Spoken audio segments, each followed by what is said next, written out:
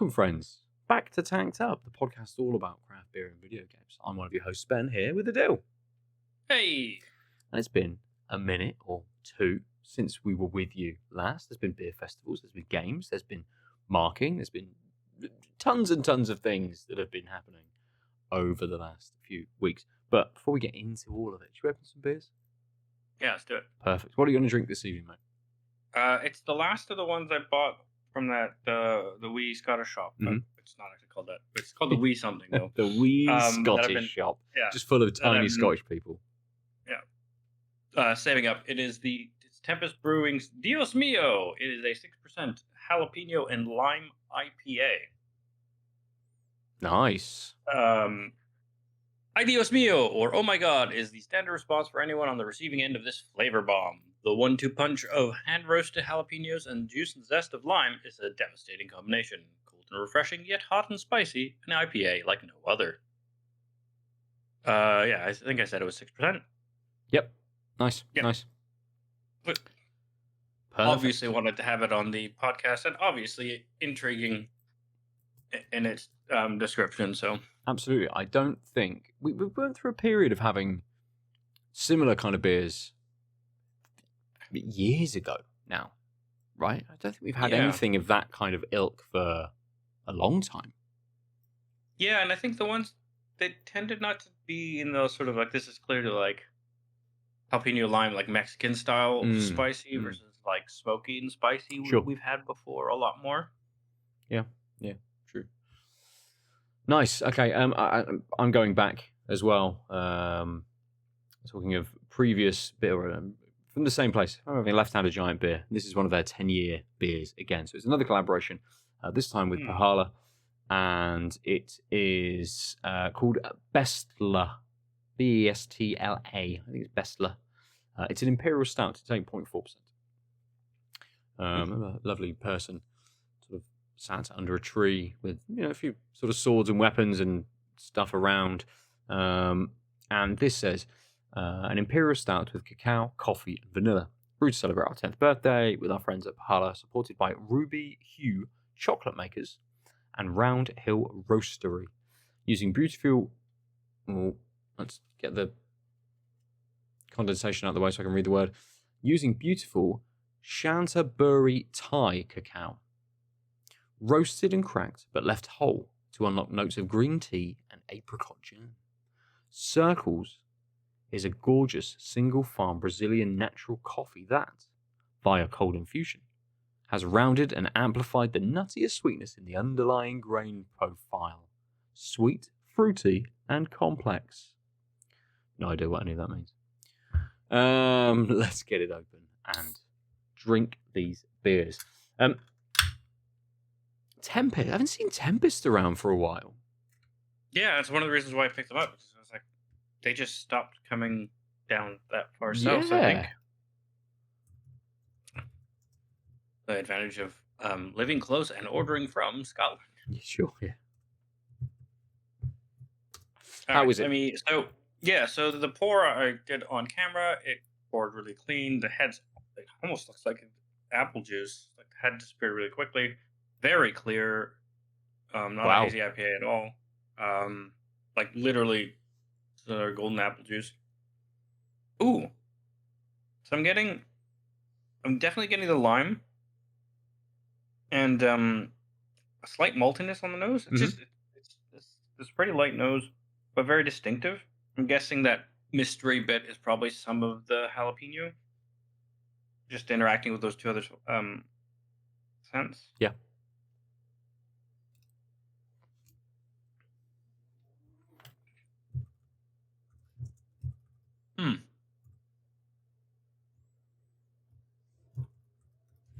I was expecting a bigger hit. Okay. Although I did have spicy food for dinner. Maybe that's my fault. It looks really flat, but it's got a nice light effervescence, so it kind of bubbles on the tongue. Interesting. It's quite limey, and I feel like the lime is pushing against the malts. Okay. Not working quite with them. Yeah.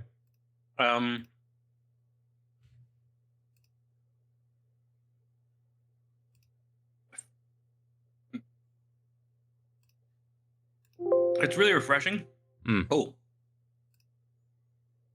I think I might need to let my palate get used to it. I think maybe my late dinner is having an effect on it. Because I switched in an odd way and it hit the peak of my mouth and I got a bit of a heat. But I'm really not finding it. But I also have different heat sensors than the average Brit. Sure. Yeah. Yeah, which is interesting. It's good, but I think I'm just thrown off by the lack of heat and my expectations being dashed, that I don't want to say a lot because I know it's being colored by, I thought this would be like very clearly a spice hit. Sure. It's got a dry but not like a very in the same family as like aspartame, sort of that dryness, but not aspartame, just on the finish. Okay. Then the malts sort of come in and an actual sweetness comes. And actually, yeah, on the there's this like very nice non-beery part of the finish, which might be it's hard to tell what it is, but yeah, I'll slowly sup that and get back to you. Nice, cool, okay. I had a Thai green curry like not long ago, and I made it because I'm not cooking for anyone. I made it for a dill spice, so sure. Perhaps I've done this beer a disservice. And I suppose that at least over the next hour, over a little bit of time, it might just start to bring out a few more flavors and things as you're adapting to it. So, I was gonna say, listening to you, I haven't even poured my beer. It's I don't need to pour much of it. It's got a nice nose, even from this distance, from the can, as you would expect with a stout. It is just jet black, lovely big brown head on there, very very frothy as it comes out. Looks a little not viscous. Looks a little wet, kind of around the glass. What was the ABV again? 8.4. So it's a bit higher. So the nose was a little bit of roasted chocolate on there, but not a huge amount. Maybe it's a touch of coffee as well in that nose, but a hint of sweetness. And the flavour is very, very similar.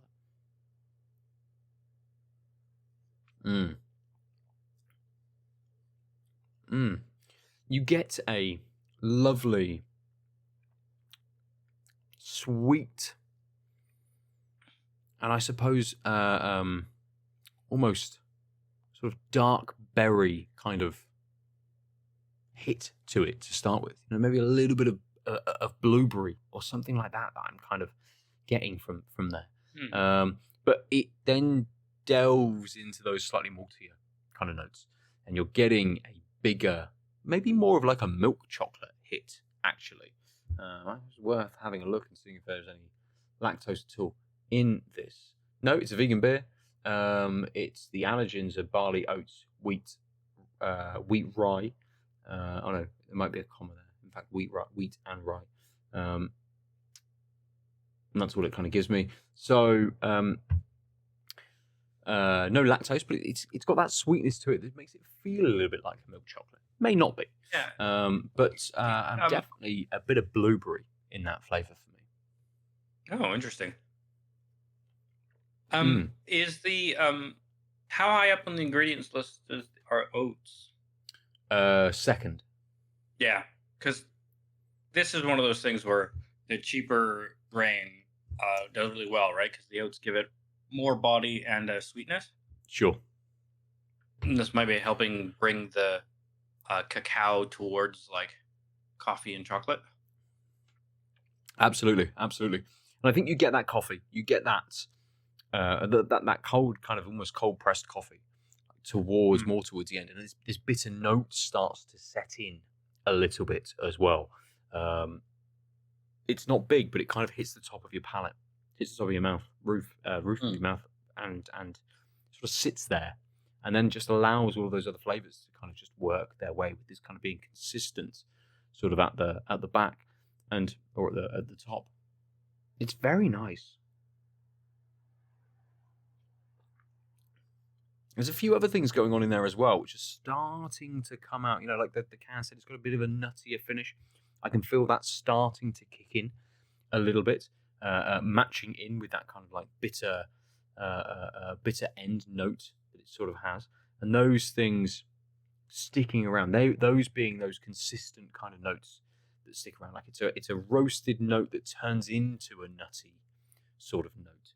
It's the sweet kind of blueberry that I'm getting that turns into a sort of, you know, folds into that kind of coffee a little bit. And there is that hint of vanilla in there as well, definitely, which I think is probably what is actually giving me more of that milk chocolate kind of flavour. And the blueberries kind of, you know, going into that as well. So there's a lot going on in this beer. We drank a lot of Pohjala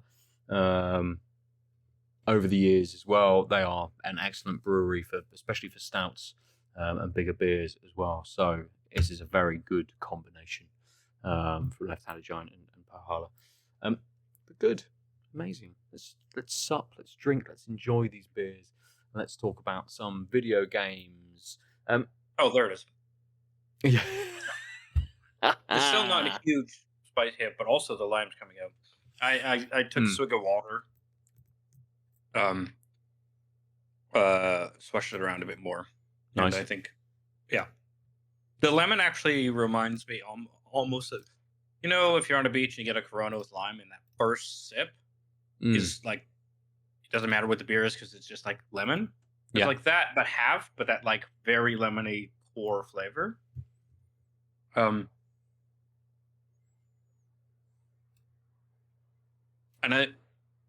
as my palate gets used to that, the spice is starting to come through. Okay. So like, it feels like the beginning of the taste is like, oh yeah, there's that lemon, and then the spice ekes through, and then it fades, and the lemon sort of stays. Sorry, lime. Oh, I'm going to say lemon. And then as that fades, there's this moment of light, like the aftertaste of a jalapeno, not the heat, but the actual like vegetable matter is a bit in there. Okay. And then it fades to that sort of drying, light finish that I called aspartame, because I don't know, because it's not like a drying, like a, oh, this is a hoppy bitter drying thing. It's just sort of a light finish. But yeah, let's let that simmer for a bit as my palate apparently gets used to different type of spice.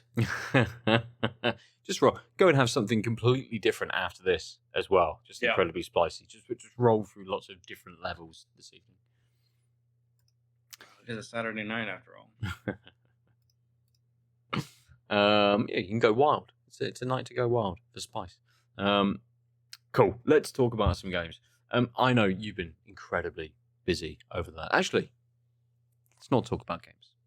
I'm going to rewind. We haven't talked about the Bristol Craft Beer Festival since we have been. And maybe we'll touch on it when Lucy's back off our holidays next week. A little bit more, perhaps. But just maybe to tease people in. How did you find it? Did you sort of any initial sort of thoughts or comments kind of on this year's experience? It was fine.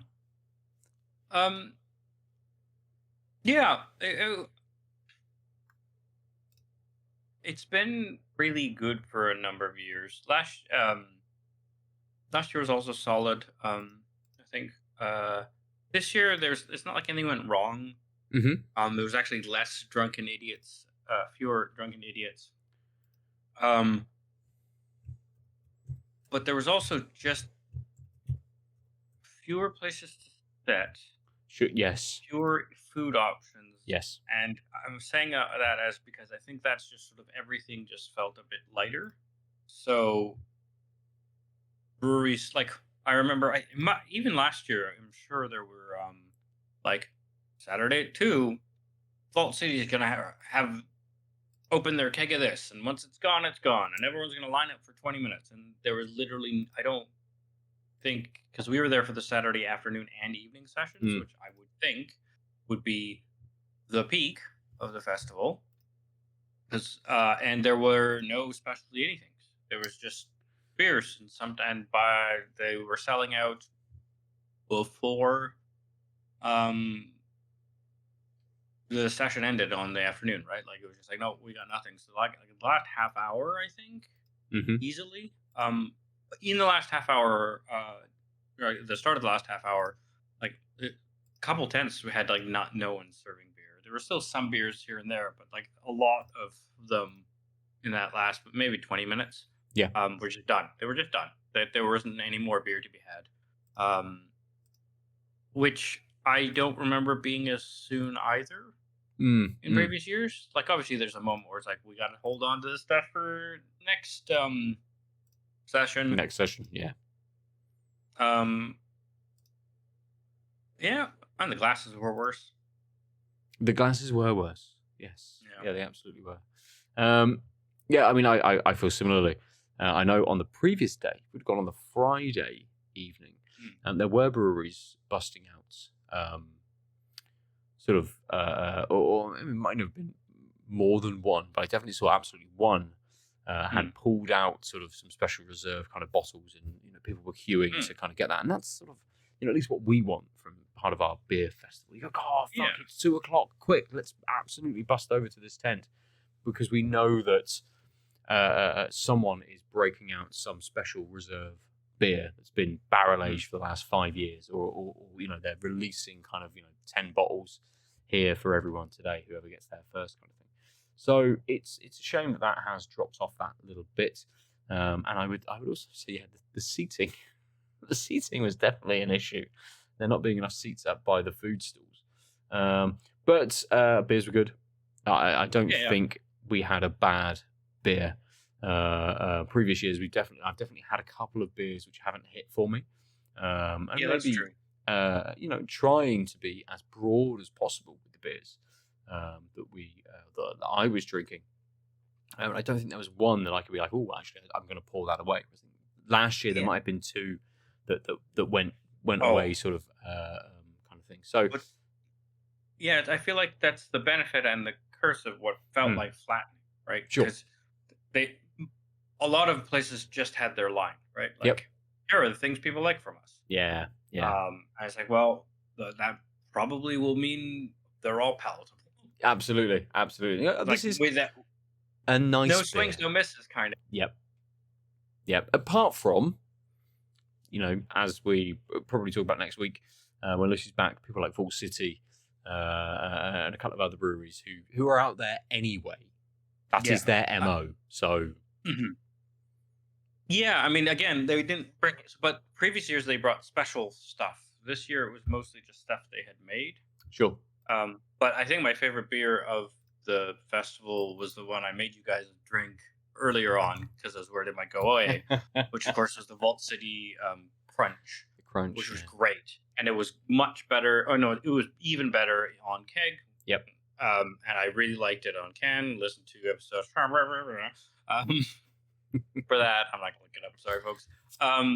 But I think when I was reflecting back, I'm like, I think that might have been my favorite beer, and I think that's why I'm like, nothing went wrong, but nothing jumped out, and I think that's like colored by the fact that I had already had the beer I like the most, so it's not even like I'm like, but I had that one. I'm like, speaking of which, I should order some tins of that while it's still being made. While it exists, yeah, absolutely, yeah. So I think it might be why I'm like I said, it was a good time. Always enjoy seeing you guys. Nothing went wrong, and it wasn't like boring beers and like we could have gone to the pub. It was a right. It wasn't that. I didn't want to make sure because I realized I was a bit ambiguous on the where one could interpret. It's just previous years have been the beer was bigger. The statements, it's a central like. It was just like a bigger event. absolutely. And I think we talked a bunch, a little with Tom and amongst ourselves about why that might be. I think part of it is there's fewer breweries around and fewer people pushing their beers further out. We've talked about that for quite a while over the past couple of years, and it's just I think this was that like we hit that threshold of it being noticeable. Yes. So like I said, still good. Had some tasty beers. The music was worse than ever. Again, well, part of that though was it seemed like they didn't have any bands. It seemed like, right?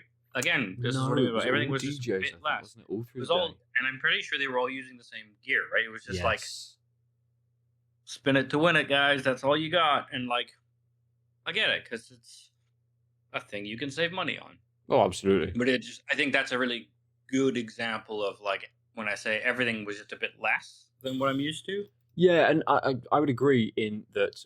I think in previous years, the afternoon and the evening sessions have felt different vibe across those two sessions. The afternoon has always been a bit more chill in terms of so like the music and those kinds of things.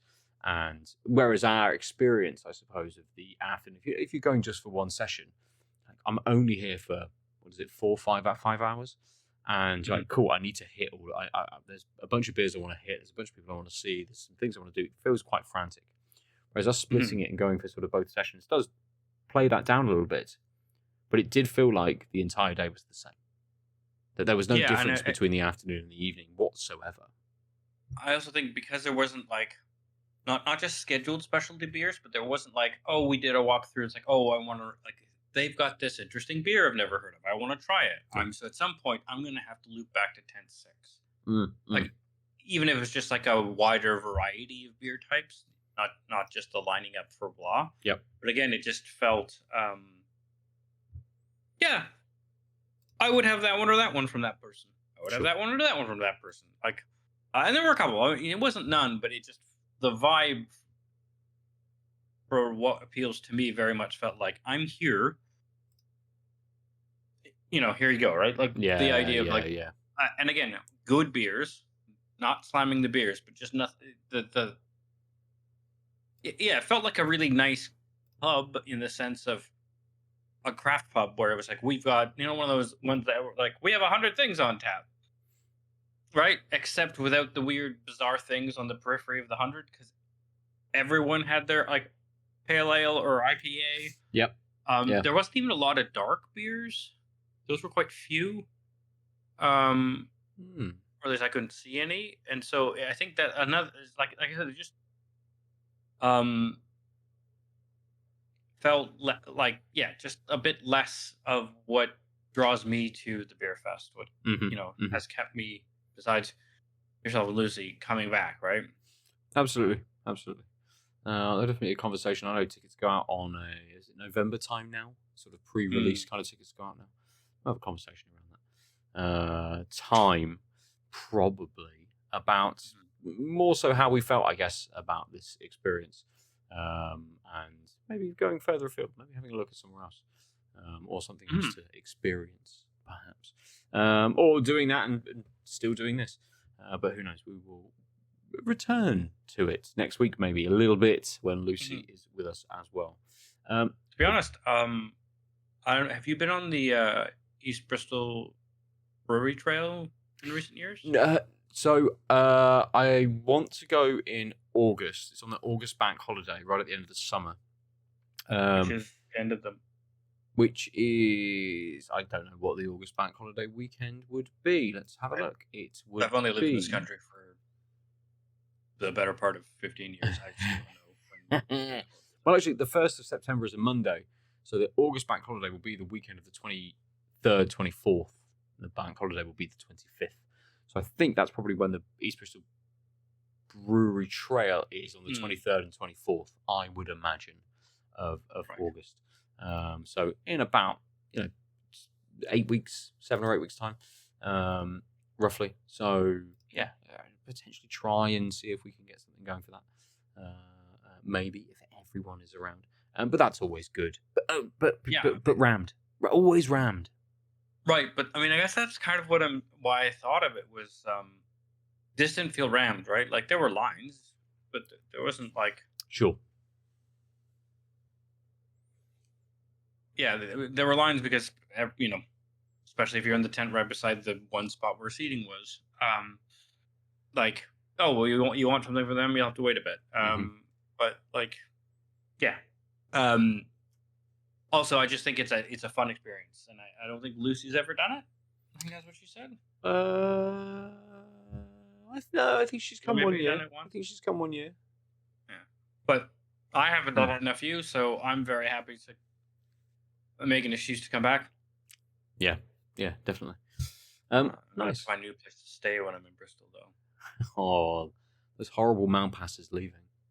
How dare they? How dare they evacuate the city and go somewhere? Where, I'll just have to visit them in Edinburgh. Just go the opposite direction to go and visit them. Yeah, absolutely. Nice. Cool. Okay, let's talk games. It's been a few weeks since we recorded last, so I've managed to fit in quite a few different games over the last few weeks to talk about. Maybe I will just touch on each of them a little bit first tonight, because I haven't actually finished any of them that I have started playing. Yeah, but who finishes games? Come on. Exactly. I mean, the first. No one can Well, that. we say that, but maybe I'll start here then. Hmm. I have been playing Tron Catalyst, which is the newest game from Bithell Games.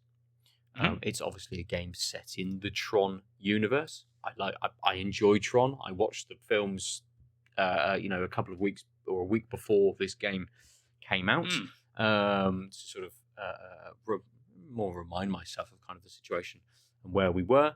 I played Tron Identity, earlier this year as well, which was Bithell Games' last game in the Tron universe, which was a visual novel, detective kind of story visual novel. Tron Catalyst is much more of an action game. It's in that sort of slightly isometric kind of view, top down a little bit, but you play as a character experiencing a glitch in the grid. So it's all based in the grid. You are a digital character, and you essentially have something happen to you where you can rewind time. And this is not a rewind time mechanic in the way that you can do a few things and then go, oh, I fucked that up, I'll rewind 10 seconds. This is a rewind time mechanic in you play some story, you get some information, something may be blocked off, you rewind time, you come back and it is no longer blocked off. Or you go, like it takes you back to the beginning of that chapter. You rewind to the beginning of the chapter, and you're like, cool. I was meant to meet somebody, but the doors were all locked.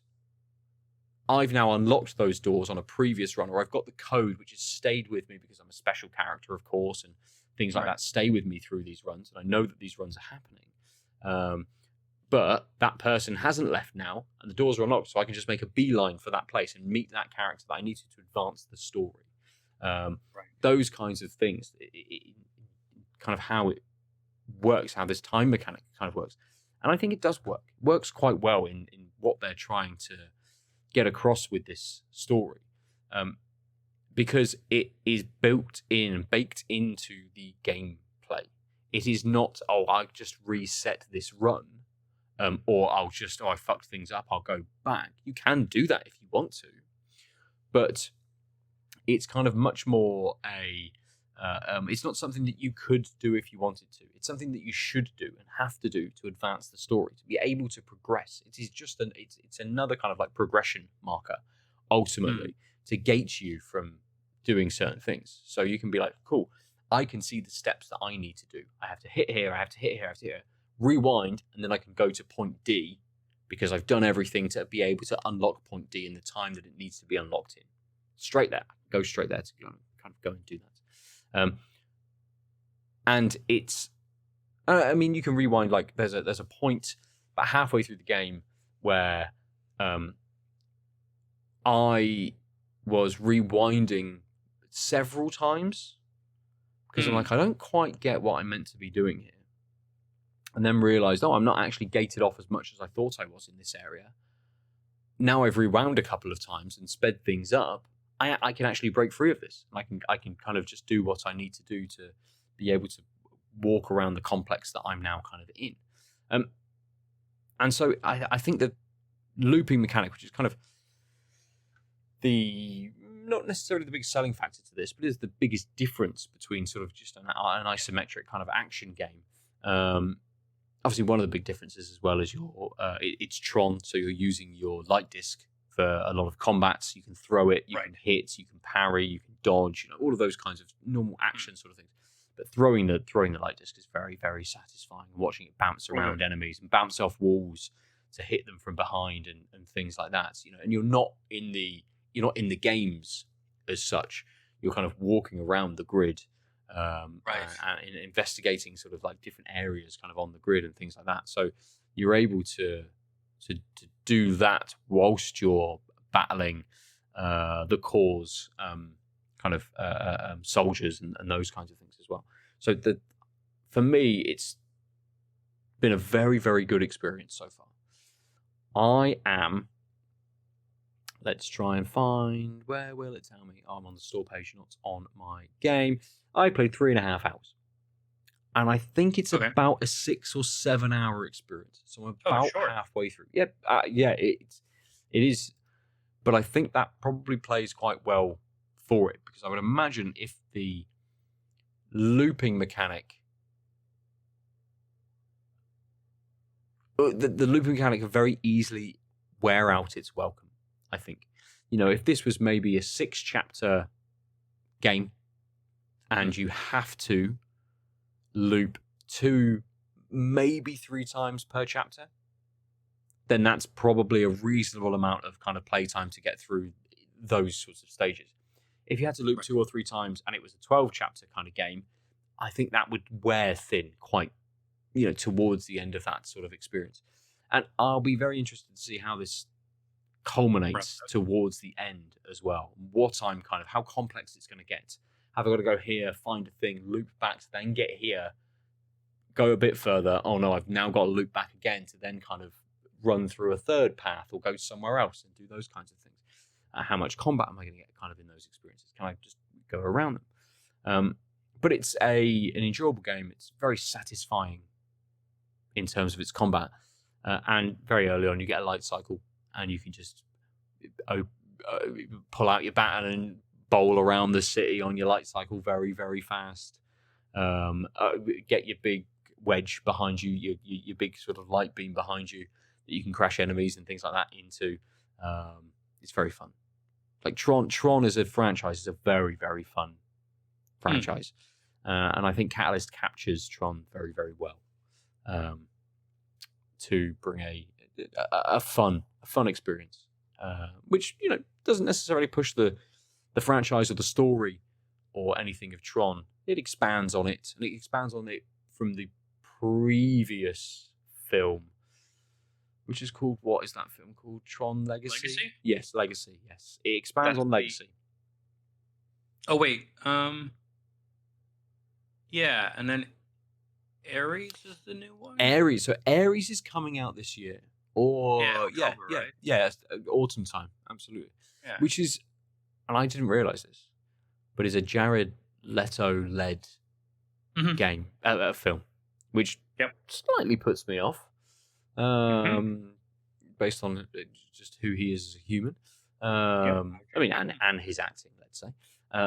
But it's interesting that this game, coming out this year, hasn't tied into the new film and is actually looking back at expanding the universe left from the previous iteration of Tron. And Tron, as a thing, is all about new programs, evolution of tech, sort of things changing, things being wiped or destroyed, and then new things being created.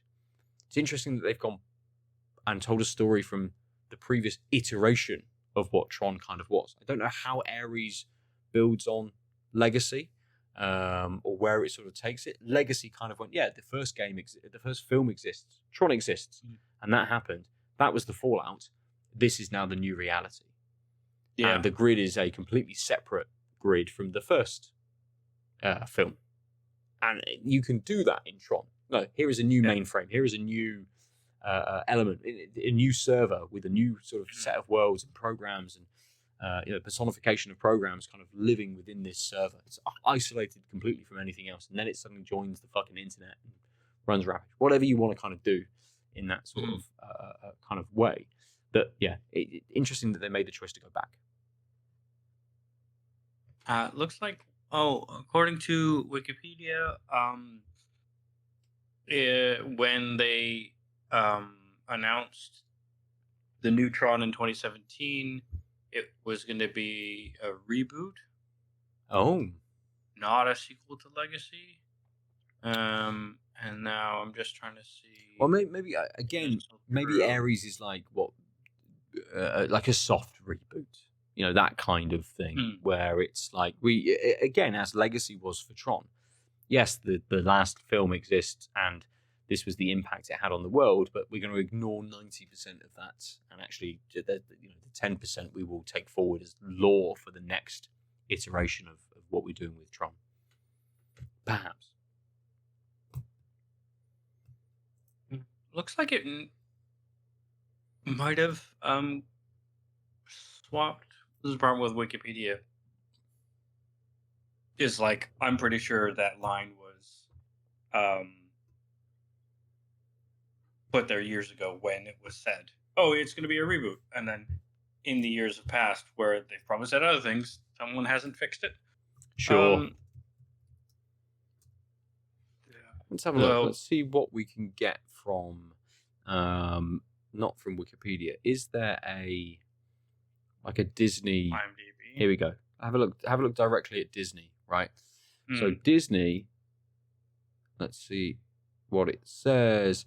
So for the film Tron Ares follows a highly sophisticated program, Ares, who is sent from the digital world into the real world on a dangerous mission, marking humankind's first encounter with AI beings. Oh. The feature film is directed by these people and has these people and these people and some more people in it. Actually, that's all it says about what the film. Yeah. Given that Jeff Bridges is back, I assume it's like probably a soft reboot, as you were saying, where they're just not going to. There isn't huge fallout in the content of this movie of what happened in Legacy. Yes. Because presumably you just need to know Jeff Bridges as a guy in that franchise. I suppose yes, you do. The difficulty is that Like if you're following Ares, I mean, right? Yeah, absolutely. I suppose the difficulty is that in Legacy, obviously Jeff Bridges created a program which took on his appearance and obviously his voice. Yeah. Oh, I assume that's who it within is. Legacy. So it could be just another copy or version of him. Sorry, that's what I mean. You just need to know that this is something that's pseudo in charge powerful in the home network, but Ares is in the real world. Yeah. Well, we'll see. It's something I'll probably watch when it comes on Disney Plus a couple of a month or 6 weeks or 2 months or so later, kind of towards the beginning of the winter, rather than hitting the cinema for it. But not to pull away too much from Catalyst, I think I'll talk about it more when I've finished it, but I'm enjoying it. It's a good game. It's a really fun game. It's one where I almost sort of want to. It's a shame I got it on PC, because I sit at my PC and I do a lot of work, and then I sit here and go, I don't want to sit at my PC anymore this evening. I'm going to go and fall asleep on the sofa instead. Right. So it's actually where it's been installed because yes, that's absolutely. It's been out for 3 weeks, maybe 2-3 weeks, something like that. I think I've had it for about June. So I think I got it. I think I got it on release day. I hit it quite hard for maybe 2 or 3 of those first sort of days. Getting maybe an hour and a half in kind of on each day sort of thing. But then another game came along. Well, actually work came along and destroyed my time, essentially, for playing any games for about a week. And then another game came along called Death Stranding 2, which has completely consumed me in terms of what I want to play currently. And it is kind of all I'm sort of thinking about when I have that free bit of time to be like, what shall I do? I'll just play Death Stranding. Doesn't matter, like, it's, you know, it's the first game again. You are delivering things this time across Mexico and Australia. Those are beside each other? So there is a narrative. What's the word? I was going to say curmudgeon, but it's not curmudgeon. What's the word I'm thinking of for a catalyst? No, a thing that they just make up for things to be able to happen and exist in a world. I mean, like curmudgeons. For lack of a better word, narrative crutch works. Yeah, absolutely. There is a thing that links the two of those places together. Yeah. And so, yes, you're going across Mexico and you're going across Australia. And as with the first game, where you walked across the entirety of the United States of America, from the east to the west coast, both Mexico and Australia are, of course, scaled down immensely in terms of their landmass to the walking distance of Norman Reedus to be able to get across these sorts of things. But it is very, very fucking satisfying. A very satisfying game. It's very meditative, or it can be very meditative in sort of what I'm playing and the way that I'm sort of playing. I got to a point where in Australia I delivered to someone out of the way, and ultimately with the same with the first game, you can deliver to somebody and it unlocks the next story beat. Cool, I'll then deliver to the next person. But you find things on your route, you find things as you're walking through the environment that you can then take back to those people and get a better score. And better scores unlock more equipment or unlock other things. And I'm like, cool, I want to unlock the things.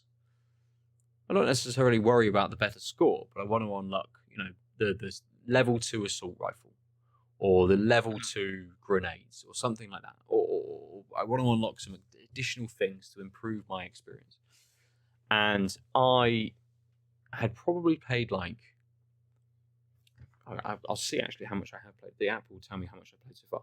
But I probably played about 10 hours. And I hit a point where I had some deliveries for a character that was a hell of a distance away, right? And not even on a good route to get through, because Death Stranding is not realistic necessarily, but it's like you are lugging around a fucking massive backpack full of goods and things, and walking around ain't easy. You've got to navigate the environment. Here's a mountain. Get around, either walk around the mountain or go up the mountain and down the mountain. You have the option of that, but that is the option. And it's a game which wants you to be considered and wants you to take your time when you're doing these routes and these kinds of things. Just for context, I've played 23 hours so far of Death Stranding 2. But about maybe 10 or 12 hours in, I delivered some stuff to a new character, to a new area, and I'd picked up a bunch of stuff for a character that was really, really far away. And I spent the 15 minutes, because you can chart your course, and it will tell you roughly how long it will take for Sam, Norman Reedus' character, to walk there. And I was like, I've got 15 minutes. That's all I've got, actually. I need to go and do something else. I've got another 15 minutes to play. Right. Rather than advancing the story, I'm going to just take this. I'm going to walk this route. And it took me kind of along this ridgeline and up up a small mountain and a big hill, back down, There was stuff to see on the way. I discovered things I didn't even know kind of existed in this area of the map. Things that will come into play much later in the game, and walked this entire route, and it was just so like,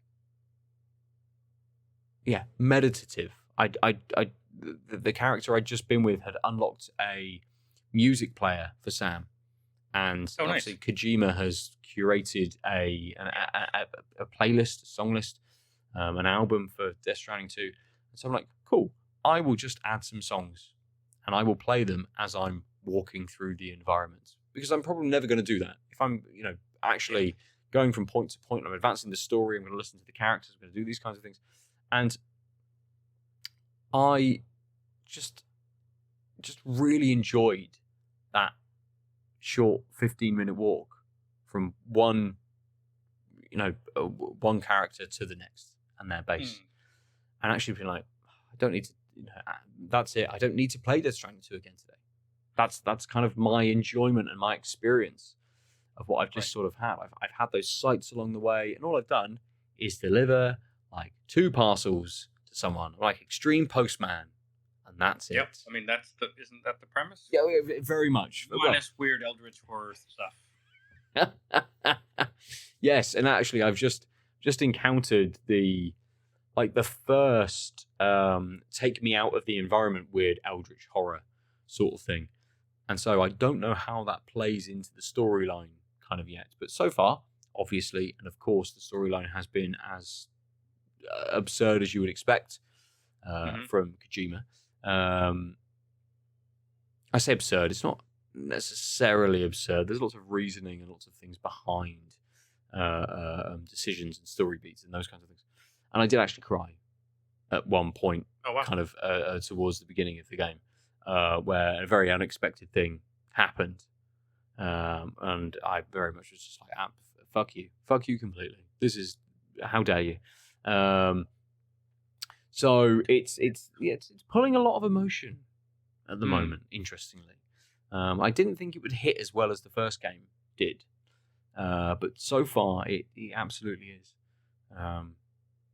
And all it is just walking and delivering, shooting some people, throwing some grenades at some ghosts. Yeah, that sounds appropriate. Well, absolutely. And I think one of the things is it appreciates my time in that the story says we need to do this thing, but take your time. If you want to just walk if you've got 10 minutes and you just want to deliver something between point A and point B, and that's going to take you 10 minutes, just do that. Don't worry about it. So that's really interesting, because that's always the what's this pretentious the thing that screws up the Ludo narrative, right? Is where the world is ending, but I'm gonna fuck around doing whatever I want because I finally have the access to the world map in Final Fantasy VII, and I want to make a goddamn golden chocobo. That's taking ages, but don't worry, Sephiroth is putting his fucking spree across the world on pause while I breed birds. Absolutely, he got to the mountain and just went, "I'll just sit here for a bit, I suppose." Yeah. Or you've decided in a game that you're going to become a masterwork.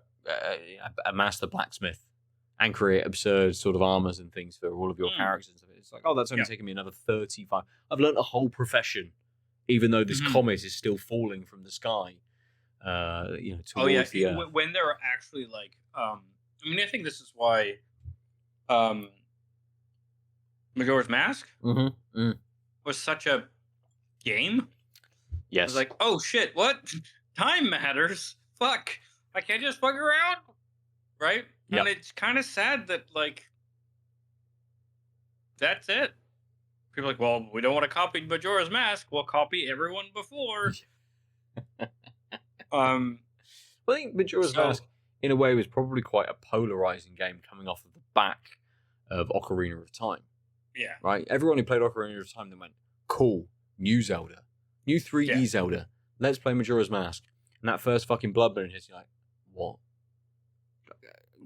What just happened? What do you mean everything is starting again? But Tron Catalyst, everything starts again, but it's more in your control.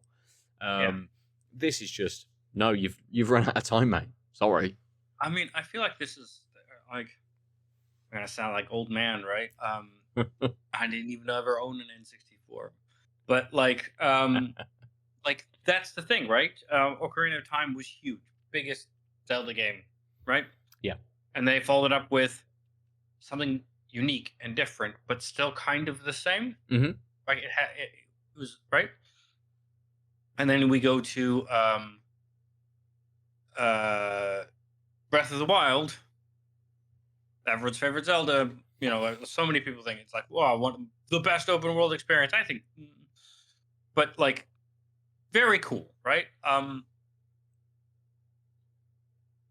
And then Tears of a Kingdom, like, I was just not that enthused. And then once I found out more about it, that it was just like, well, we basically just made the game again, but added a sky layer. And then when we found out we could like do really dumb shit with the physics unlocked, we just made that part of the game. No one talks about it, right? Yeah, absolutely.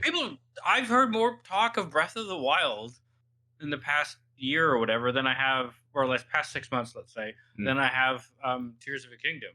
That's bad. Yeah, absolutely. But you were always... I'm sure it made like millions, right? But like, that's sort of my point, right? Capitalism. Yeah, I suppose. What's the? Because didn't they've re-released a bunch of 2D Zelda games kind of in the meantime and things like that, haven't they? As well, or remastered a couple of them in between. Say, they made the like claymation version of Game Boy. Link to the Past, which was my first real Zelda game. Was the one with the... Why am I losing my brain? Yeah, I can't think what that was called. Why can I not think what that was called? With the thing in the egg. It wasn't a Ganon game, right? Like, you know what I mean? The egg in the mountain, very end. Egg, Link's Awakening. Yeah, Link's Awakening, because it's all a dream, right? Like it's... Yes. Yeah, it's Super Mario 2, but... Yeah. That is a reference which was niche-ish growing up, because who the fuck finished Super Mario Brothers 2? Like, the average person didn't, so they didn't know it was all the dream. Nowadays, no one knows what you're talking about. Yeah. I think it's amazing that a mainline game, too, right, in Nintendo's, it did the tropey as shit thing, because you couldn't get away with it easily in books anymore. I mean, movies, not really. But video games are new, so we can abuse the tropes as we can. Yeah, but I think it's... when did they've released Echoes of Wisdom, which was the game where you played as Zelda. Right, that's the new one. Yeah, that's the newest one. That was after after Tears of the Kingdom. Yes, it was after Tears of the Kingdom. Yeah. But it's interesting that they are padding out, or at least releasing other experiences with something like Zelda. So you have Breath of the Wild, you then have maybe Link's Awakening, and maybe another game that's been sort of put out as a bit more of a remaster, an up-res sort of version. You then have Tears of the Kingdom, and then something completely different in that experience. Whereas back when Ocarina of Time came out, unless you're on a completely different system, maybe a Game Boy or a whatever the handheld that Nintendo had out at the time was, there probably wasn't another game between Ocarina of Time and Majora's Mask. That was just the next Zelda game to play. Yeah. So whatever the gimmick was the next mainline Zelda game. Whereas at the moment, they're like, cool, new gimmick. You're playing as Zelda. We don't expect this to sell as much as the previous games. It's not. And we're not really going to advertise it that much. No, they didn't. They really didn't. And so they are not necessarily throwing out games, but they're kind of almost, it feels like they've played it slightly safe with Tears of the Kingdom, and they've gone, cool, it's just, we Breath of the Wild was one of our biggest fucking hits. Let's just make Yeah. number 2 and not change very Oh, much, yeah. and then we'll put out our little changes and our slightly experimental experiences and those different things as a Yeah, completely different game. on Switch too. Yeah, well, yeah, I suppose let's see what actually comes out for that. Right? Like, yeah. Yeah, it felt like I kind of remember watching the announcement. And it was one of the Nintendo Directs we all co-watched but didn't stream, I think. Mm. This is a long time ago, right? A few years back. I remember it was just like lots of cheers, and it was like an FMV of clearly the same animations and character models from Breath of the Wild, and it was like standing up and walking out of a cave or whatever the fuck, right? And I was like, huh. And then they were like, look, it's in the air. It's the same place. Oh yes, I remember. You remember watching yeah, this? And we're like, okay, that could be cool. Did not have all the nonsense physics in building, which I cannot stress enough. That shit is my jam normally, right? But the game has to be designed around it, and it's from all the reports and just everything I saw, it was like this all just feels like weird ways to beat this game that has a plot, and the plot is not like seemingly not that enticing, right? Like even the Game Boy one, Link's Awakening, there was like you weren't collecting the Triforce, but there was other stuff. But what I liked about it was kind of Metroidvania, right? Like you had to find the right you could do anything you want except like you needed the power bands to lift the rock to get into the area that would get you to the last 3 items or whatever. I can't remember how what the conceit was to make the thing hatch so you could wake up or whatever. Yeah. But like you had to like bounce around and you could do different stuff, and you got kind of rewarded for backtracking, with like neat prizes and whatever. Or feeding the dog that's on a chain, or freeing the dog that's on a chain. I can't remember how that worked. And by a dog, I mean ball. Yeah, and it was. I'm sure there's stuff like that, but on the Game Boy, that was a huge thing because it was in like 640K or something nonsensical, right? But like game design's gone a long way. And Breath of the Wild, I also thought was a bit plot light, but I liked that the exploration didn't feel in the face of the plot. And you could choose to just kind of run through if you wanted to play plot. It'd be harder because you're not high level, right? But like,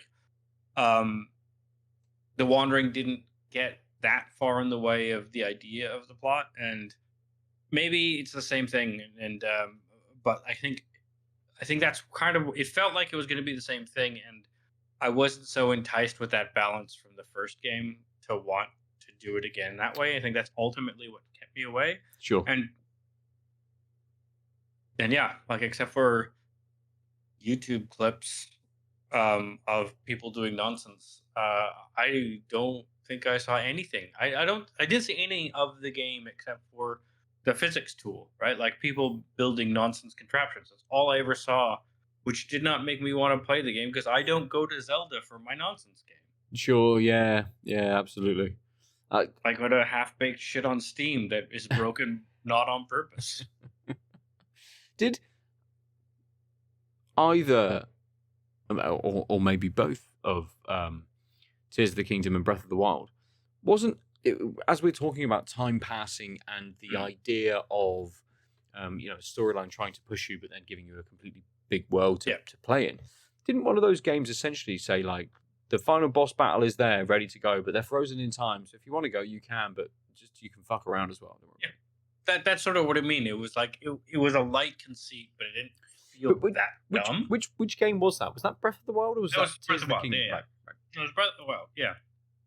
Yeah, you sort of know where you have to go. I mean, getting there wouldn't make you would need to level anyway, but like that's what I mean. Sorry, that's what I meant by like you could kind of streamline like race to it. Yeah. But there was enough plot armor to the waiting and fucking around, that it didn't seem shoehorned, I guess. Mm.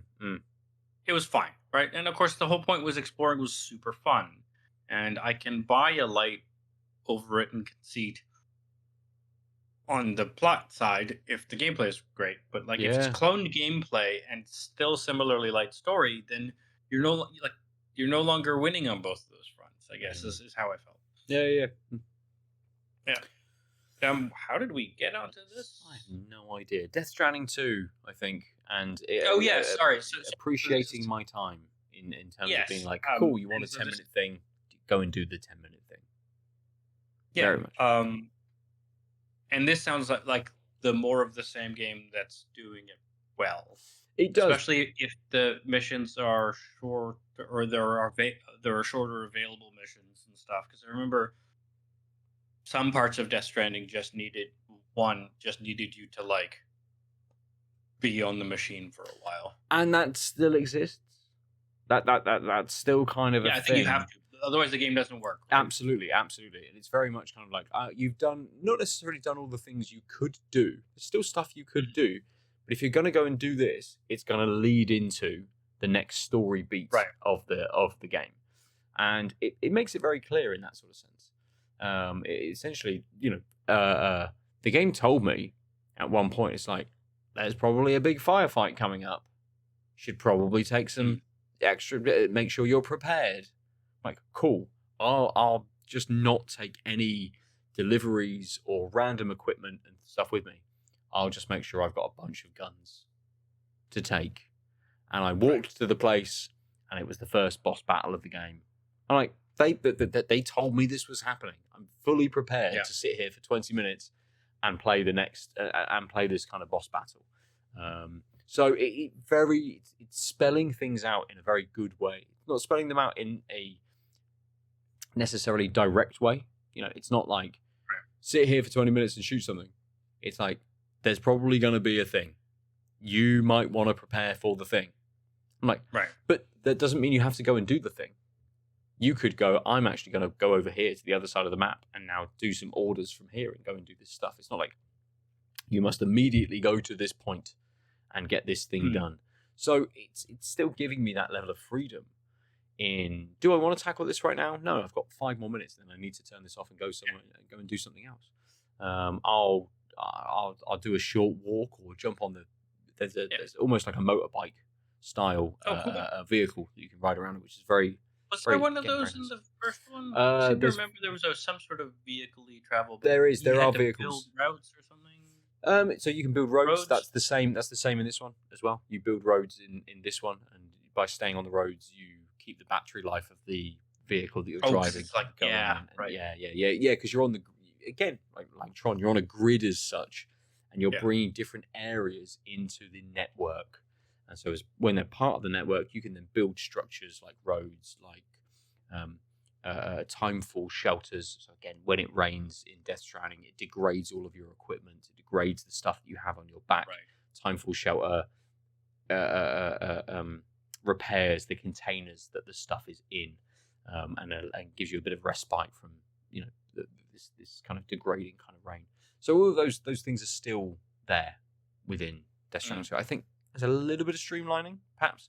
Gets you going, not necessarily a little bit quicker. You've got the whole of Mexico to explore before it gives you things like vehicles, really. But Mexico allows you to kind of do some deliveries, allows you to do a bit of combat, it allows you to move around and do some long walks and things. So it's, I think it's just very well paced, very well made. It's fucking gorgeous. It's one of the most beautiful games, I think. One of the most realistic as well games I think I've played. When you say realistic, what exactly do you... Just the level of the environments, right? The terrain is not a flat terrain with just some assets in. It is fully modelled terrain. It is difficult things to walk over. It's not... Nothing is flat. Nothing is flat. It's all... it's like inclines or declines and hills and cliffs and the rivers, everything kind of goes down into it. Death Stranding 2 brings in changing weather effects. So you can go back to a river and it's 3 times the size, 3 times as wide because because of the rain. So Right. it's got those elements to it. So you're like, cool, I've done this walk 10 times. And then you're like, oh shit, can't cross here. Oh, but the ladder I placed earlier in the game isn't here anymore because it's fucking washed away. Because the river just fucking swept it away. Because it's now 3 times as wide. And so it's got so many little additions, I think, to the first game that just make it that bit more, not necessarily challenging, but more thoughtful, I suppose. But yeah, it's fantastic so far. As I say, I'm about 20 odd hours in. No signs of stopping at all on Death Stranding 2. And to finish out the games that I played, we hit just over an hour, but I will just mention, because we talked about it weeks and weeks ago, and I think I purchased it whilst we were on stream. Operius DX. Bless you. Which is a it's not a super hexagon like. You did mention that's this. not a genre. Super hexagon like is not a genre, but super hexagon is the closest experience. Yes, you were telling me about this. You would have. This is the tube, right? So it's the tube. It's the tube. You're a little ship in the tube, and you're traveling down the tube, and the tube changes in its geometry. So the tube may be a hexagon, and you're traveling down 6 sides. It may be an octagon, and it gets bigger and bigger and smaller and smaller. Right. Throws more things in, throws enemies in, throws obstacles in. So if you hit these obstacles, or an enemy shoots you, bam, that's it. You've got 1 life. Start the run again. And you shoot your way through. And progression in this is you hit a gate, and it takes you to the next stage of that level. And each level has 4 stages, basically. But when you hit that gate, the speed ramps up. And obviously more stuff starts coming at you. Then you hit the 3rd one, and the speed ramps up. And again, everything starts coming at you. I mean, there's a lot of parallels on like structure of game and progression with Super Hexagon. Oh, absolutely. And aesthetically as well. It looks almost exactly the same as something like a Super Hexagon, with its very digital kind of palette that it's got sort of to it. I need to not play that game. It's very close. I'm pulling in games left, right, and center, which actually kind of relate to each other a little bit. This is kind of what you would expect games in the first Tron film to look like. I was gonna be like Tron. I mean, this is Tron. Yep, absolutely. This is Tron. This is a game pulled straight out of the first Tron film, completely, and it's very, very addictive, unfortunately, and it's got that fast reset. Like, cool, start again. Yep, I will. Thanks. It does put. That is precisely why. When you said Super Hexagon and you were talking about like the style and stuff, I like vaguely saw in the theater of my mind, just the green and black aesthetic of like the first stage. But just that image coming to my mind of that, it was echoed by like a pitch perfect memory of the lady's voice being Super Hexagon. Yeah. I was like, oh no, it's that deep in my mind. I just was thinking of the aesthetics that Ben was describing, like conjured up basically like a mental screenshot, but it came with fucking soundbite. Oh no, man! Because I can absolutely. I have the music. I have that music just in my head. As soon as we say Super Hexagon, I know exactly. The music just hits me straight away. And Operius DX is very similar in that sort of sense. It captures you straight away. Like, here's the game. Play. Go. It's this continuously. Just do this as best you can continuously. We'll change the aesthetic. We'll change the music. We'll change the amount of enemies every so often. The challenge will increase, but here it is. And it is a cool. I did this level within a minute. Perfect. Done.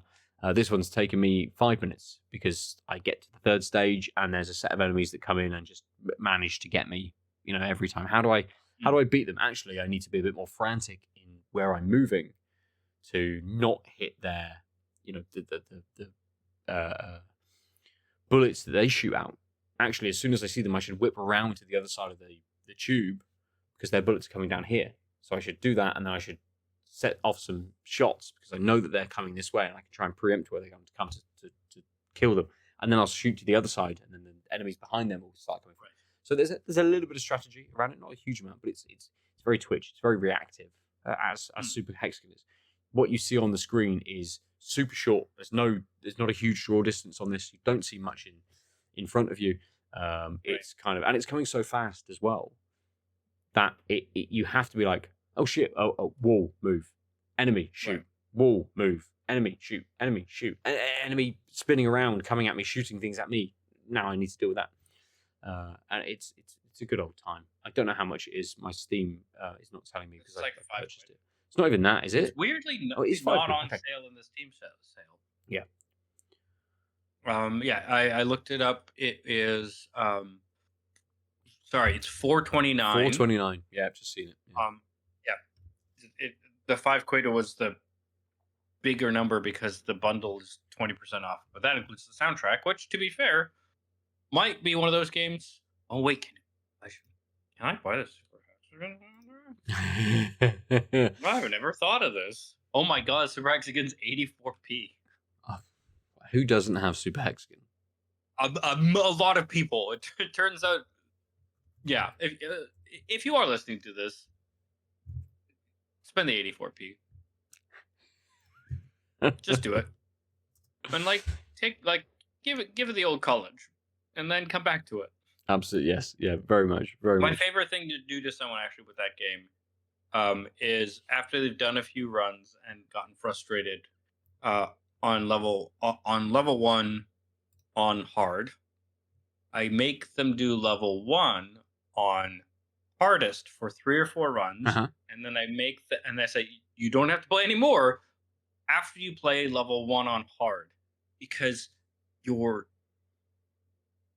interpretation. I actually think there's like philosophy perception garbage in my head coming out. I'm going to stop myself from jargoning, but like, you perceive time. It's the same amount of time, but hard is so fucking slow when you return to it. But it's been less than 5 minutes when you were like, it's super interesting because it's so tangible, because it's the same level. And it literally feels slow. But when you started, it was too fast? ? Yeah.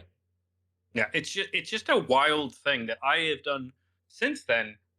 In fact, usually when I come back to it, that's the first thing I do is I enjoy this weird time dilation experience, and then I lose an afternoon to just one more running.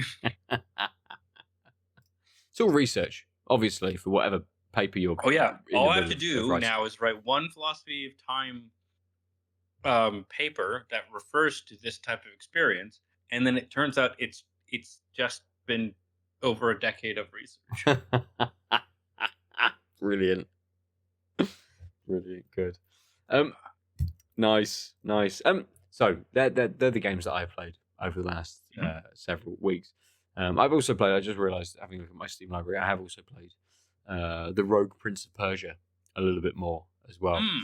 You really liked that game. I did, and it is out, I think, in... it's been released, it's 1.0 release. Since I played it, they've had a huge redraw. The aesthetic is slightly different. The prince himself is a different colour. He was purple when I was originally playing this. He's now just I don't know, maybe slightly Persian in tone, but he's very white. But they've changed a few things around. They've made it a bit more streamlined, perhaps. But it's the same experience. Ultimately, it's just those upgrade mechanics and things that have changed very slightly. But I progressed that a little bit more and keep getting a bit further every now and again and unlocking more and those kinds of things. So it is fun. It's absolutely fun. I never really got on with Dead Cells. Yeah, that was a game I wanted to like. Yeah, and it just didn't quite click with me. No, it didn't for me either. But the Rogue Prince of Persia has clicked. It's very, very easy. Again, I'm enjoying an easy experience at the moment, but it is a very easy experience. And I will keep playing that this year. It's a perfect Steam Deck game. And actually, I'm playing Tron Catalyst on the Steam Deck. So probably once I finish Tron Catalyst, I would go back to then the Rogue Prince of Persia and Operius DX as well. Actually, it's a brilliant Steam Deck game. So that's what I would jump back onto, I would imagine. Whereas the PC is kind of like, which I haven't been putting. I put a bit more time into. It's actually, we can tell. I can tell we've been a few weeks since we've recorded because I've been playing loads of games. I've probably put another 10 hours into Assassin's Creed Shadows as well. I forgot that existed. Yeah, where I've had that little bit of extra time maybe on the PC, and then gone, no, I need to be working, and then having times where I'm just like, no, I'm not playing anything because I'm just having to work for an entire week, all of my spare time just on these things. But I think I'm finding having the Steam Deck, having the PlayStation, having the PC, I'm enjoying very different experiences on each of those devices. Yes. Now, I feel like my living room gaming. So when I like need a break and I don't want to be in this room, it's actually so. I think I haven't been able to force myself to go into the office in the past couple of weeks, and I didn't realize that made me never want to play a PC game on the PC because this is now my office, right? And so I actually realized this yesterday. I was like, oh, I kill a lot of time on the laptop on YouTube and stuff in bed.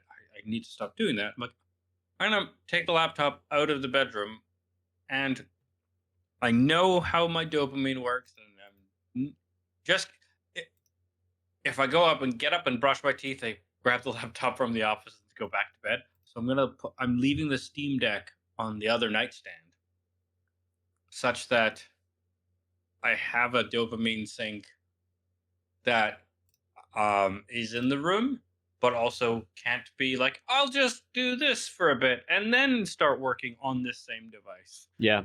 I think that might be the short circuit I need to get out of this like slow morning of puttering, because I've gotten pretty good with not using the phone that much. Okay. One of the main things is I think I showed you this a year ago, but like I had a little accessibility button where you could touch it and it would go monochrome. Yes. Took the button away, and I keep it in monochrome. Ooh. And that has helped a lot and this is actually a thing that I've seen snippets of people doing as well.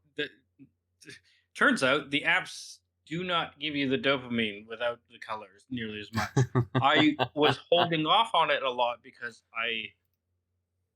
of photographer brain. But it's like, how often do I, even when I'm on Instagram, I'm not looking at photography accounts because it fucking doesn't show me any of them, even though I follow a lot of them. Oh, great, because now if I hear someone rambling about whatever in monochrome, it's true. It just does not. It's much easier to be like, oh, okay, close the app instead of flick it up. Speaking of philosophy of perception, so that's been going well, but then, like my brain has not switched to like, you should work instead. It's like, it's not quite 9. Finish that YouTube video or that podcast. Podcasts are the worst for me, I've realized as well, because I theoretically could be tidying or moving around the house or whatever, but often I just sit in bed and listen, and I'm just like, right. It's better than staring. Like it's better than eye strain and whatever, but like, if it's that, I should put on an audio book I want to read. Yeah, that's fair. I think I found, but I don't, because podcasts I just hit pause, and they are helpful on commutes. But sometimes I don't stop. I want to, like, if they're too good, I want to, like, there's only 12 minutes left. I'll just sit in my office and listen to the rest. But then that ruins the tone of the office. Anyway, you were saying it. Yeah. I mean, I've basically gone to a mode of only listening to podcasts when I drive. So I've been doing a lot of driving recently to go and see clients outside of Bristol, because our expertise wanted kind of around the country, unfortunately, and that entails reasonable amount of driving. So but I'm barely listening to podcasts at the computer. With the death of Google Podcasts as well, I'm not opening up Spotify to listen to them on my phone. Doing the washing up, I'd rather chuck a bunch of music on and play rather than put a podcast on kind of in the background, because I know I'm only going to be there for 5-ish minutes. So if I'm doing a chore or something like that, I will just put music on instead. My podcast listening is essentially relegated to when I'm driving. And recently, I've been driving with other people in the car, taking them to the meetings and the site visits and those kinds of things. So actually, I haven't been listening to podcasts. I think I opened and started Remap Radio, their latest episode, earlier this week. Probably listened to about 10 minutes of it, and I was like, cool, someone else is getting in the car. I'll turn this off now. And I haven't listened since. And I probably didn't listen to the previous episode of it. And it's like, I'm just getting in almost no time, really, to listen to podcasts, which is interesting, because actually it's kind of one where sitting in bed and listening to podcasts sounds fucking ideal. Yeah, well, so what I was thinking was Steam Deck's there, and I do just throw on a podcast because I'm like, whatever. There are games you can play with a podcast on. In fact, that's how I used to do it. Sure. It's either that or I like purposely didn't. This place isn't that messy. So that screen is 24, 27? Uh-huh. Yeah, 20 odd inches, right? It's the same size as this. It's the same exact model. 2 years in a row on ridiculous Prime Day deals. Sure. But both on the same desk is actually quite a bit. And they're on an odd aspect ratio. So it's not 16:9, which I like, because it's not 4:3, but it's boxier and it's better to do actual work on. But it does not work nearly as well in portrait mode, being fatter than 16:9. And I think I might go back to it, because when I have a screen that I put the distractions on and a screen where I put the work on, I can do all kinds of things, like turn that one off.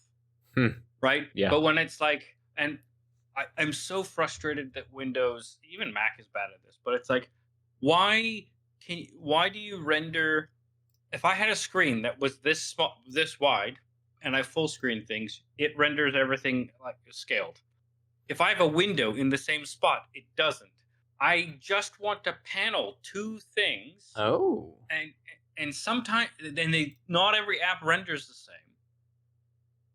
Even if you use the Windows like paneling, the web pages don't, like, web pages think they're smaller than the main screen, so they get rid of menus. But this is a wide screen, and so I can lose this real estate to have the menu and stuff, versus having to, now you have to click the hamburger icon on the top and then scroll around, because it thinks it's in a small window, so it's squeezing it out, but it's actually quite a lot of pixels.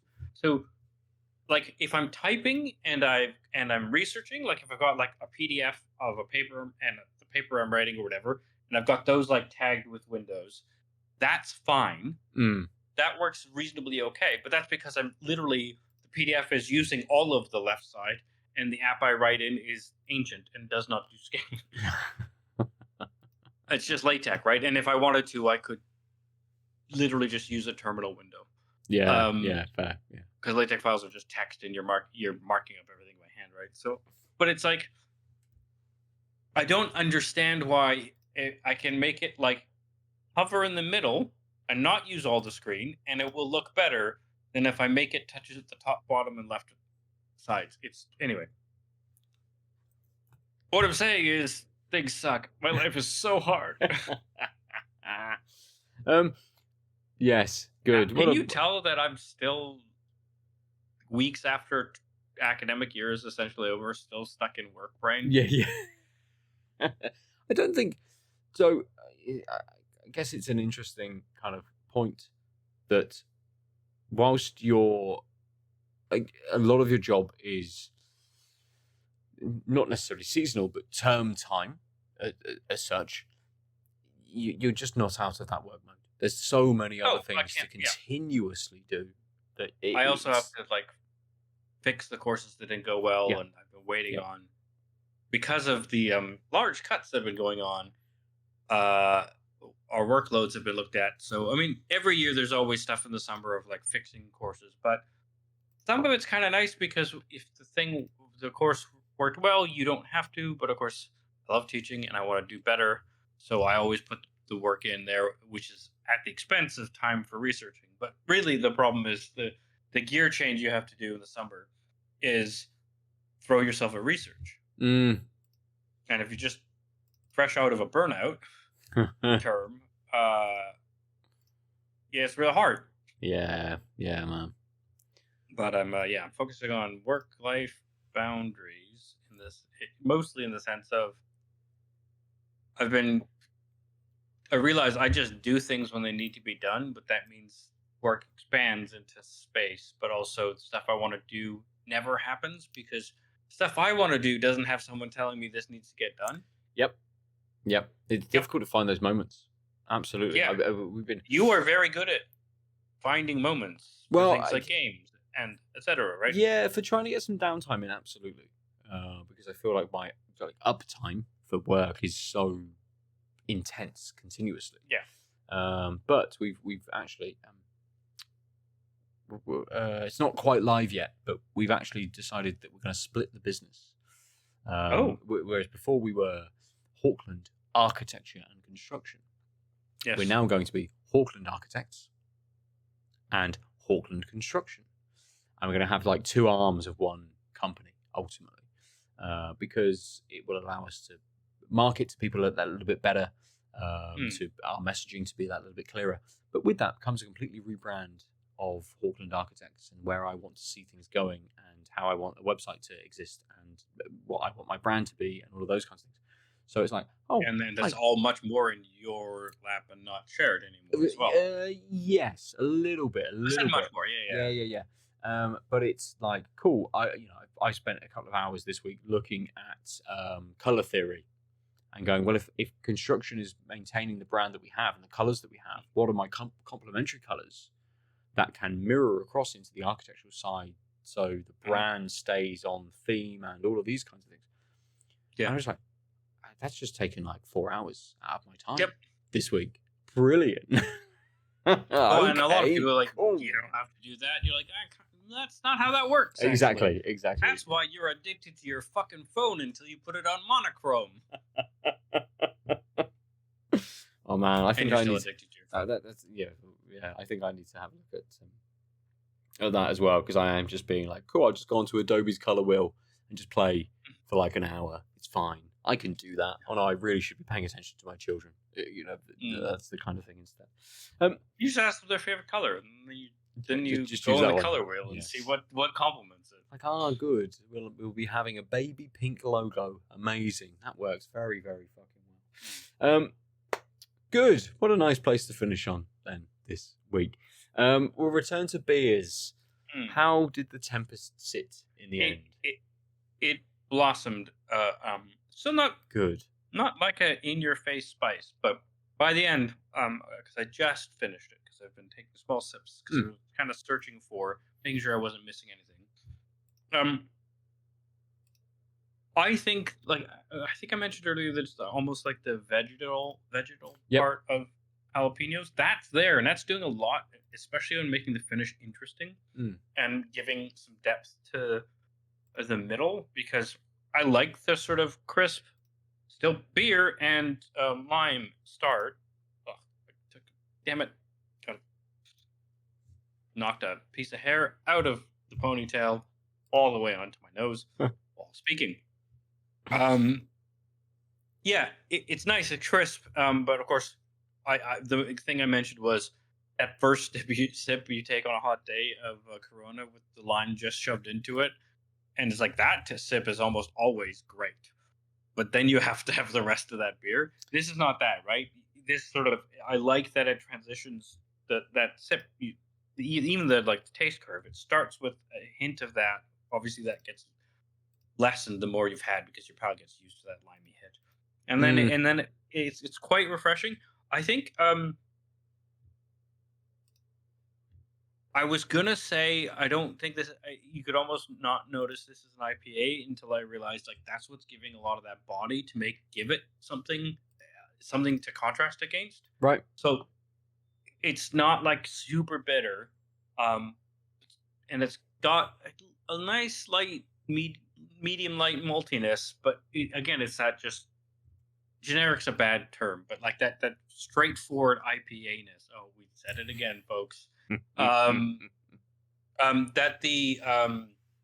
That plays really well with the lime, and then that sort of the jalapeno comes in and gives it something different, such that you're not oh yeah, it's IPA, but it just works. It's really well melded. I just wish it was a bit more spicy? Question mark. Sure. Yeah. 1-2 punch flavor bomb. I might have to track down another tin of this because this feels so dissonant with their description, but still good that I'd be willing to try it again to see if maybe I just gotta I also didn't get a huge amount of head on the pour. Maybe it's just a flatter one or something. Anyway, it's still good. Having it with the slightly bland dinner, just to see if that had the effect that you potentially thought it might do. Yeah, well. Margarine and Rivita. Yeah. The good old days of undergrad. Oh, I forgot to go grocery shopping. Fuck. Fats and grains, great. Brilliant. This Bestla, this is a great beer. This is lovely. The flavors stuck around. It's not even my palate got used to the flavors, and they dulled maybe very slightly, but I'm still getting every single flavor in this beer. Nice. Maybe the nuttiness is the thing that's kind of dropped off a little. But that kind of slightly sharper blueberry, the sweetness that runs through, that little bit of cold pressed kind of coffee, a nice roasted note, that little bit of milk chocolate, all of those things are still here. They're still there at the end of the beer. And it's just very, very well made and excellently flavoured, and a lovely combination of things going on in this beer. But this is one of the nicest beers I've had for a little while, definitely. Nice. And it's again come from an imperial stout. It's almost the middle of the summer. I've had the temperatures dropped over the last kind of week, but this is a brilliant beer for today. Exactly what I needed for this evening. So yeah, Bestla from Left-Handed Giant and Pohjala. Fantastic beer. So that's great. We will finish there for this evening. If you want to get in touch with us, chat to us about beers or games, you can do that. I was going to say at Tanked Up Cast on the things, but we barely use the things that the Tanked Up Cast is part of the things of. Messages up there, those things, so we'll start using them. Yeah. This is your fault, listener. If we had some engagement on Instagram without posting anything for years, then yes, we post things, maybe. Or go to outoflives.net. That always exists. We're always there. That thing is forever.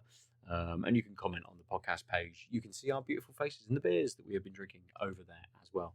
And on our YouTube page, on the Out of Lives YouTube page. So whilst we are tanked up, we're part of the Out of Lives network. So go there. And you can read articles that other people have written and game reviews and a variety of different opinions on things. I'm at Nova47 on Blue Sky. Aadil is at the Omniarch. And that is everything for this week. Thank you very much for joining us. We've been tanked up, and we will see you again soon. Bye-bye. Ciao.